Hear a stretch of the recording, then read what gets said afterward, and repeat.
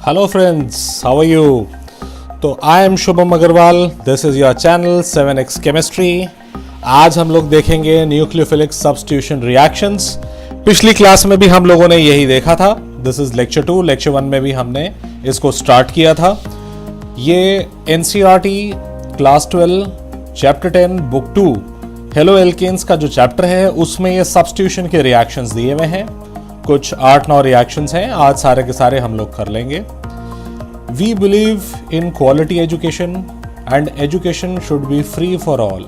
एक अच्छी एजुकेशन सबको मिलनी चाहिए, इसीलिए 7x केमिस्ट्री पे हम लोग एक अच्छी एजुकेशन देने की कोशिश करते हैं। डायग्राम्स से सारे कॉन्सेप्ट समझाने की कोशिश करते हैं, क्योंकि आपकी जो पिक्टोग्राफिक मेमोरी होती है वो बहुत सॉलिड होती है। किसी की भी शक्लें आपको ध्यान रहती हैं, नाम आप भूल जाते हैं। तो इसीलिए चलिए स्टार्ट करते हैं अपने डायग्राम से। ओके, सो न्यूक्लियोफिलिक सब्स्टिट्यूशन रिएक्शन क्यों होता है। सबसे पहले मैं ये एक बेसिक क्वेश्चन लूंगा, why carbon is deficient in electrons in a halo alkane, और इस पे न्यूक्लियोफिलिक सब्स्टिट्यूशन क्यों होता है। अब आप इस चीज पे जरा फोकस कीजिए। जरा देखिए, ये मैंने पूरा का पूरा हेलो एल्केन का मॉलिक्यूल बना रखा है। ये आप जानते हैं हेलो एल्केन का मॉलिक्यूल में एक हेलोजन होता है, यहाँ पे वो क्लोरीन है और कार्बन से अटैच्ड है। अब कार्बन और क्लोरीन का जो बॉन्ड है वो पोलर बॉन्ड है। What I mean by polar is कि क्लोरीन की इलेक्ट्रोनेगेटिविटी ज्यादा है कार्बन से। इलेक्ट्रोनेगेटिविटी क्या होता है 11th क्लास में आप पढ़ चुके हैं। The tendency of a atom to attract the shared pair of electrons towards itself is known as electronegativity। Hindi में अगर मैं आपको समझाऊं तो जो ज्यादा बदमाश एलिमेंट है वो अपनी तरफ इलेक्ट्रॉन्स को खींच लेता है। तो आप चेक कीजिए, मैंने ये 2 इलेक्ट्रॉन्स बनाए हैं ब्राउन कलर से। ये इलेक्ट्रॉन्स अपनी तरफ क्लोरीन ने खींच लिए हैं। इसकी वजह से कार्बन पे एक पॉजिटिव चार्ज आ गया है। तो यहां पे carbon has become a little electron deficient. उसको न्यूक्लियोफाइल अब चाहिए। क्यों? क्योंकि उसके पास इलेक्ट्रॉन्स की हल्की सी कमी हो गई है। न्यूक्लियोफाइल के पास क्या खास बात है कि इसके पास इलेक्ट्रॉन पेयर होता है, जिसको बोलते हैं लोन पेयर, या चार्ज होता है कभी कभार। कुल मिला के न्यूक्लियोफाइल एक ऐसी स्पीशी है जिसके पास इलेक्ट्रॉन्स हल्के से एक्सेस में होते हैं और वो किसी पॉजिटिव सेंटर के पास जाने के लिए हमेशा तैयार रहता है। न्यूक्लियोफाइल का मतलब ही है न्यूक्लियस लविंग। न्यूक्लियो मतलब न्यूक्लियस, न्यूक्लियस मतलब कोई positive charge, file means loving. तो पॉजिटिव लविंग स्पीशीज को न्यूक्लियोफाइल बोलते हैं। अब आपको ये समझ में आ गया होगा कि न्यूक्लियोफाइल का क्या रोल है हेलो एल्केन्स में। लेक्चर 1 पिछले लेक्चर में मैंने आपको ये बताया था कि हमारे हेलो एल्केन्स में ज्यादातर रिएक्शंस न्यूक्लियोफिलिक सब्स्टिट्यूशन ही है और पूरे के पूरे चैप्टर में यही डोमिनेट करती हैं। अगर आपको न्यूक्लियोफिलिक सब्स्टिट्यूशन आ गए हेलो एल्केन्स में, मतलब आपको पूरा का पूरा चैप्टर आ गया। चलिए, without wasting any time, let's get on to our nucleophilic substitution. पहला हमने एक पिछले लेक्चर में देख लिया था, आप उसको रिविजिट कर सकते हैं जाके। हम आगे से स्टार्ट करते हैं। हमारा जो दूसरा रिएक्शन है न्यूक्लियोफिलिक सब्स्टिट्यूशन रिएक्शन, वो है किस किस के बीच, सोडियम मिथॉक्साइड यानी कि CH3ONA, सोडियम मिथॉक्साइड बोलते हैं इसको।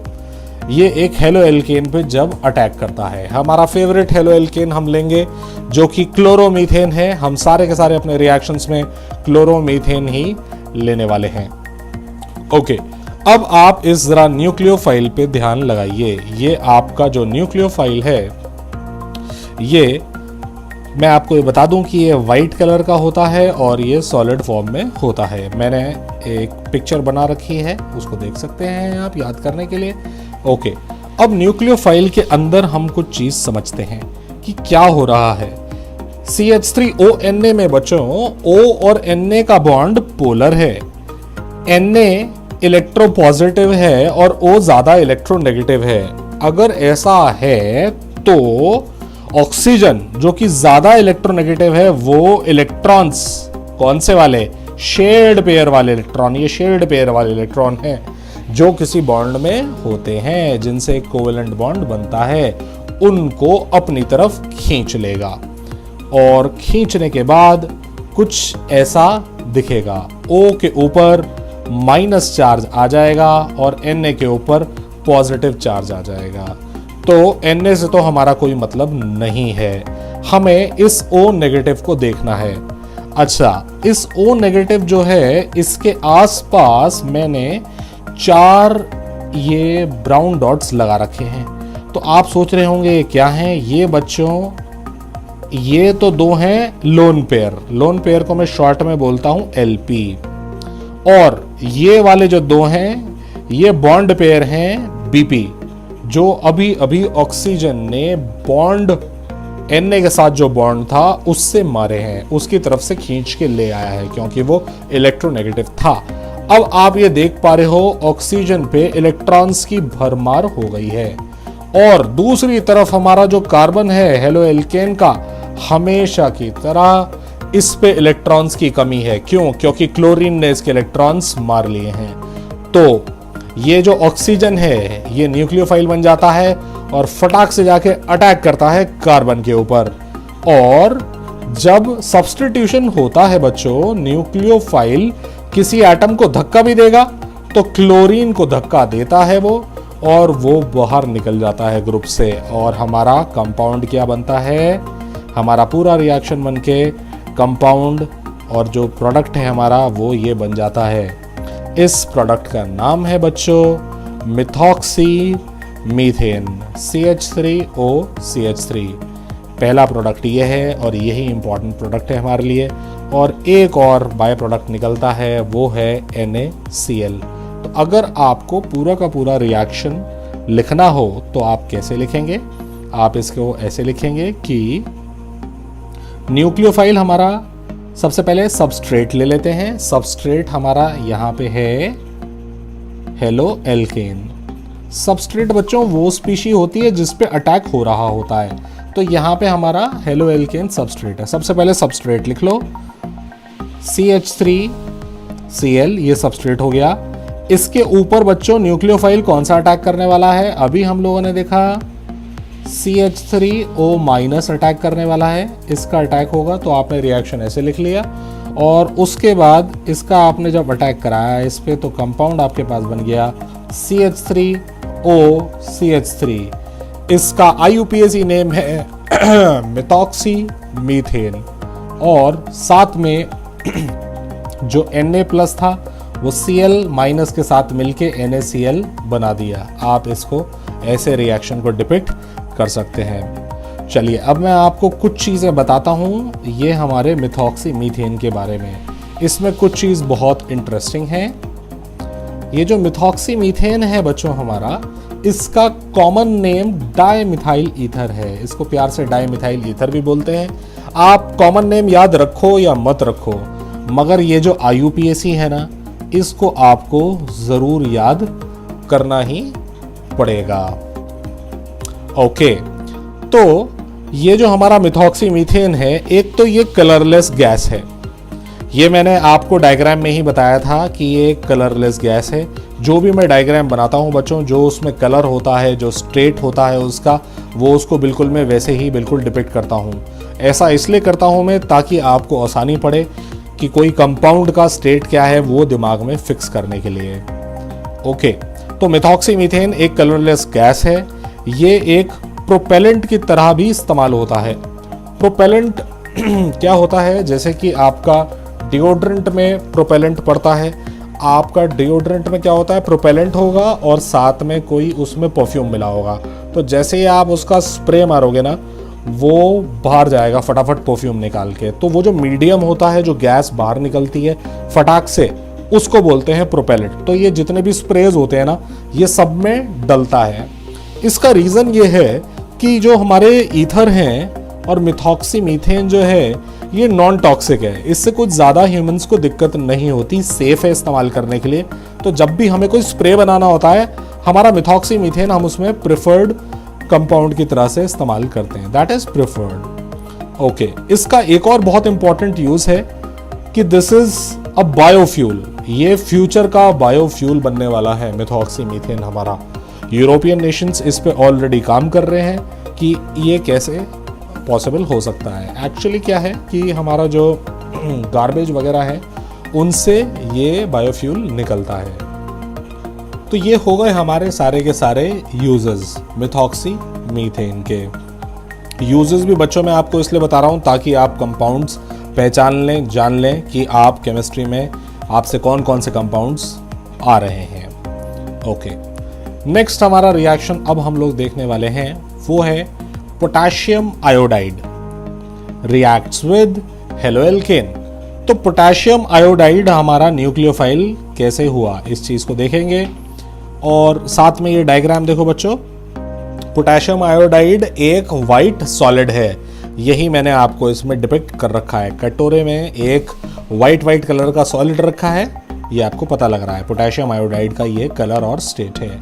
पोटेशियम आयोडाइड भी एक आयनिक कंपाउंड है। ये शेयर्ड पेयर ऑफ इलेक्ट्रॉन्स हैं जो बीच में रखे हैं, और आप जानते हो कि I भी ज्यादा इलेक्ट्रोनेगेटिव है। अगर I ज्यादा इलेक्ट्रोनेगेटिव है, I ज्यादा बदमाश हुआ, तो वो के इलेक्ट्रॉन जो उसके साथ शेयरिंग में रखे हुए थे बॉन्ड में, वो उन्हें मार लेगा और उनको मार के कुछ ऐसी सी स्टेट में आ जाएगा। I के ऊपर आप चेक करो, माइनस डेल्टा चार्ज आ गया, तो इसके पास इलेक्ट्रॉन्स ज्यादा आ गए, आप ऐसा समझ सकते हो। अगेन बच्चों, इलेक्ट्रॉन्स जो शेयर्ड पेयर थे वो तो आई गए, ये शेयर्ड पेयर के इलेक्ट्रॉन्स थे, और ये साथ में ये जो हैं ये दोनों के दोनों एलपी हैं। मैंने हर जगह एलपी भी डिनोट कर रखा है, बिकॉज एक अच्छा केमिस्ट्री का लर्नर होने के लिए आपको हमेशा ये पता होना चाहिए कि किसी के आउटर शेल में कितने एलपी या लोन पेयर पड़े हैं। ये हमारी बहुत सारी चीज़ों को आसान करता है, हमें बहुत सारी चीज़ों की नेचर पहले से ही पता लग जाती है। ओके, तो ये जो हमारा लोन पेयर है और चार्ज जो आ गया है, अब आई हमारा बन गया है न्यूक्लियोफाइल। न्यूक्लियोफाइल जिसके पास चार्ज बहुत सारा है, इलेक्ट्रॉन्स बहुत सारे हैं। अब ये क्या करेगा, कार्बन पे करेगा अटैक। क्यों? क्योंकि कार्बन के ऊपर जो इलेक्ट्रॉन थे वो क्लोरीन ने ले लिए, तो इसको न्यूक्लियोफाइल की जरूरत है, और आई आएगा और Cl को क्या करेगा, धक्का देके बाहर निकालेगा। तो इससे हमारा कंपाउंड क्या बना, कंपाउंड हमारा बना है आयोडोमीथेन। ये रहा कंपाउंड प्रोडक्ट हमारा, ये रहा आयोडोमीथेन, और साथ में K के साथ Cl बाहर निकल गया तो पोटेशियम क्लोराइड बाहर निकल जाएगा। अब देखो, ये मैंने जो बॉटल बनाई हुई है ना, ये एक डार्क कलर्ड बॉटल है, इतना आपको पता लग रहा है, और साथ में इसमें ये एक लिक्विड सा इसमें दिखाई दे रहा है। तो basically this is a oily liquid. तो इससे मैंने आपको ये बताया कि हमारा आयोडोमीथेन जो है एक ऑयली लिक्विड होता है। अच्छा, अब अगर आपको ये देखना हो कि हम इसका रिएक्शन कैसे रिप्रेजेंट करेंगे, वो हम कैसे लिख सकते हैं, फिर से ऐसे लिख लेंगे बच्चों। सबसे पहले लिखेंगे सबस्ट्रेट। सबस्ट्रेट हमारा क्या है, हेलो एल्केन, यानी कि कौन सा है, क्लोरोमीथेन। तो क्लोरोमीथेन का फॉर्मूला लिख लिया, CH3Cl, सबस्ट्रेट आ गया। आप न्यूक्लियोफाइल को एज इट इज रीएजेंट में भी, रिएक्टेंट के तौर पे भी लिख सकते हैं, या एरो के ऊपर भी लिख सकते हैं, आपकी मर्जी है, मगर आप चाहे तो इसको रिएक्टेंट की तरह से प्रॉपर लिख लीजिए। ये हमारे यहाँ पे रिएक्टेंट लिखे हैं। अब आप जानते हैं क्या होने वाला है, आई यहाँ से Cl को धक्का देगा तो प्रोडक्ट बनेगा आयोडोमीथेन CH3I, और जो K और Cl बचे हुए हैं वो अपना एक अलग कंपाउंड बना लेंगे। ऐसे हम पूरा का पूरा रिएक्शन लिख सकते हैं। आयोडोमीथेन के बारे में अब मैं आपको कुछ इंपॉर्टेंट चीज़ें बता देता हूँ, कुछ इन्फॉर्मेशन दे देता हूँ। आयोडोमीथेन एक डेंस कलरलेस लिक्विड है, इसको तो हम देख ही चुके हैं। ये एक इंसेक्टिसाइड की तरह भी इस्तेमाल होता है,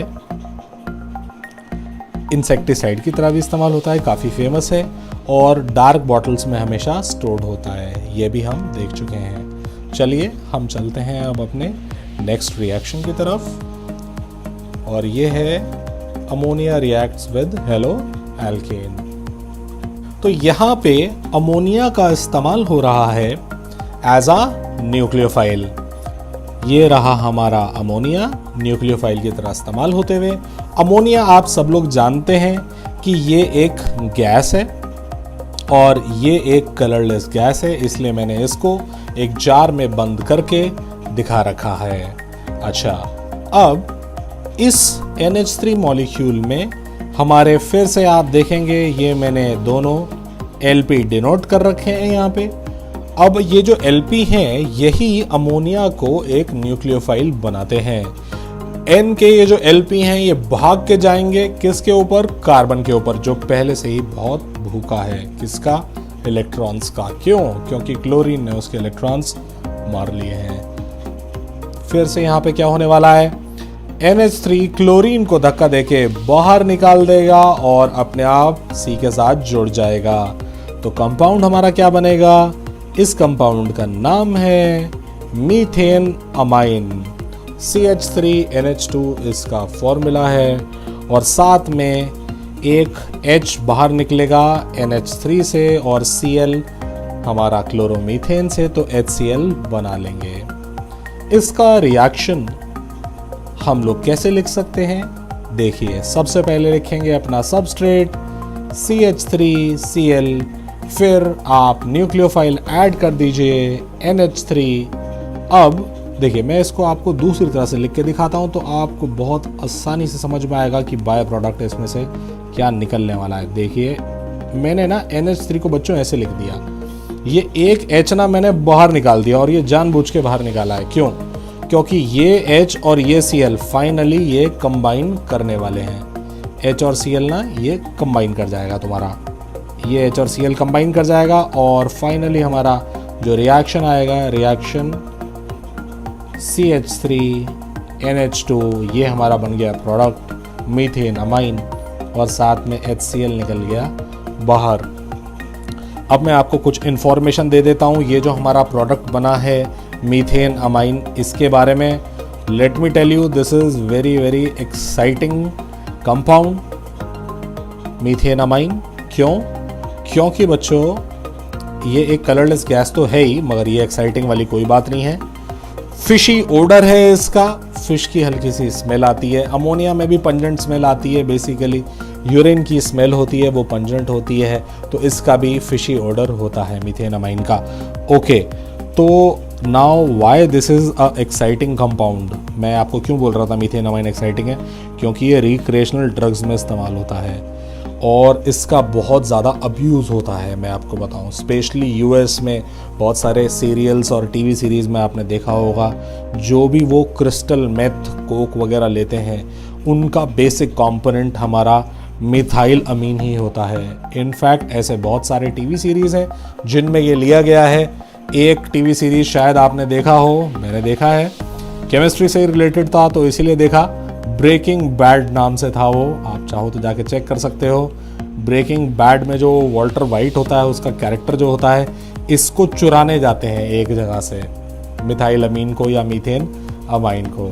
इससे मुझे ध्यान आया कि मेरा एक एपिसोड बाकी है। ऐसा करते हैं, मैं अपना एक ब्रेकिंग बैड का एपिसोड निपटा के आता हूँ, इतने आप ये वाली वीडियो निपटा लो। And just to remind you, जब आप ऑर्गेनिक केमिस्ट्री पढ़ते हो तो आपको कुछ कुछ अपने दिमाग में ट्रैकर छोड़ने पड़ते हैं। आपको समझना पड़ता है कि आगे जाके कौन से रिएक्शन आप देखने वाले हो। जनरली मैंने देखा है ऑर्गेनिक केमिस्ट्री लोगों को बहुत ज़्यादा परेशान करती है, इस वजह से क्योंकि वो लोग उसको क्लासिफाई नहीं करते। वो क्या करते हैं, बस पढ़ना चालू कर देते हैं। NCERT या अपनी बुक्स उठाई और एक के बाद एक रिएक्शन पढ़ना चालू कर दिया, बजाय ये समझे कि वो जो आप रिएक्शन जिस कंपाउंड के बारे में पढ़ रहे हो उसकी स्टेट क्या है, कलर क्या है, कैसा बिहेवियर है उसका। अगर आप ये नहीं जानोगे तो आप नहीं समझ पाओगे आप किस मॉलिक्यूल के बारे में पढ़ रहे हो। और जब एक साथ बहुत सारा चैप्टर पढ़ लोगे और इवन बहुत सारा ऑर्गेनिक पढ़ लोगे तो आप सब भूल जाने वाले हो। तो ये मैंने आपको डिटेल में अच्छी तरह से समझाया। In the next lecture we are going to continue with more reactions. आपके कोई भी डाउट हो, please let me know in the comment section and I'll try to take a look as soon as possible, and please like, subscribe and share my channel. So until next video, goodbye.